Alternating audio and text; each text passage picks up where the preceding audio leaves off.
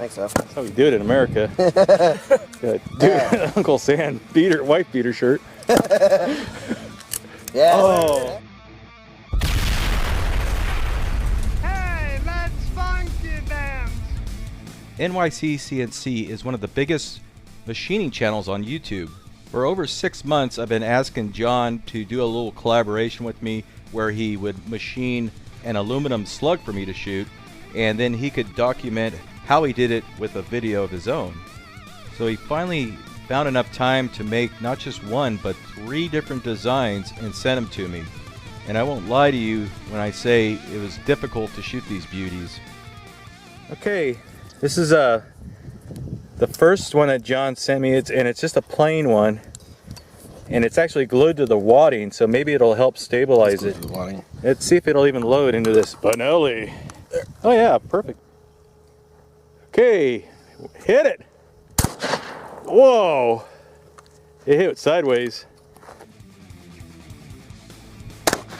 Whoa. Okay, now John is an excellent machinist. He knows how to produce videos like a madman, but he'll be the first one to tell you that he knows nothing about supersonic aerodynamics. So when I told him to make these rounds for me, I just told him, make something that you think will work, use your machining skills, and just come up with an interpretation of what you think will fly in a supersonic environment. And as we've learned, it's very complex to make an object that looks like it's going to fly straight. Now the first round we shot was just a solid piece of aluminum with a pointed nose. Now this round he removed some material from the base of it to make it a little more nose heavy and added some fluting or spirals along the body, maybe to impart some spin to it. I'm no expert either, but hey, it seems like it might work. Okay. All right. Okay. Excellent. I went through it, I believe. Wow. Now we actually saw some improvement with this round. It started to yaw upward when we initially shot it, but it started to stabilize itself and actually entered the wood in a straight orientation. When you fire a projectile out of a smoothbore shotgun without rifling, you don't have that spin stabilization. So you have to rely on things like balance and drag, nose heavy and drag, and the round will have a better chance of flying straight. And finally, we have this crazy complex folding fin round that John came up with. Now it shares the basic dimensions of the other 2 rounds, but these have 3 folding fins that are supposed to pop out in flight. Now he bored a hole through the center of it, and there's 3 holes there that shoot out jets of air and pop the fins open and make the round actually spin in flight. Whether it works or not, I don't know, and John doesn't know either. So let's see what happens with this thing. And it's so nice, it's just a shame to shoot it out of a gun. This thing belongs in a museum. Ed Clay, hit it! Damn. Son of...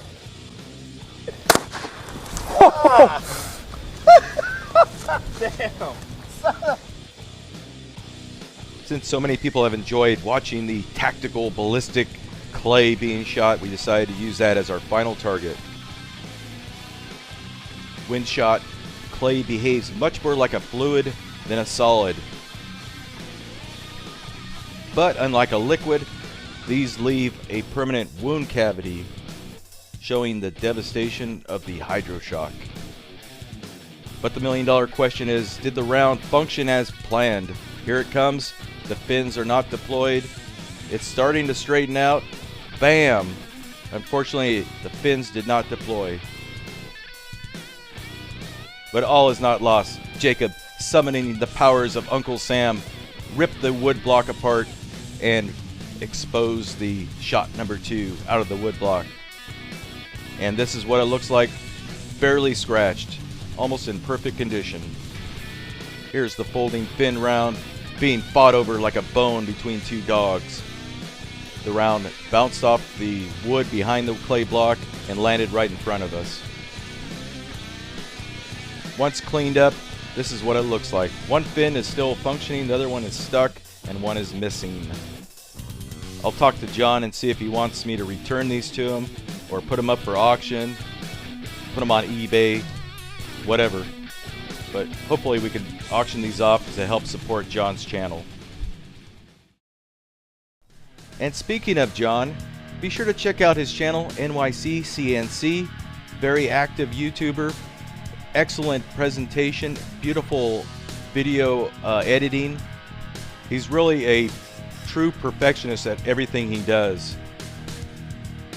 And be sure to check out his video on how he made these things. It's like something you'd see on Discovery Channel. He did such a good job with his editing, camera work, narrating, everything. Beautiful work.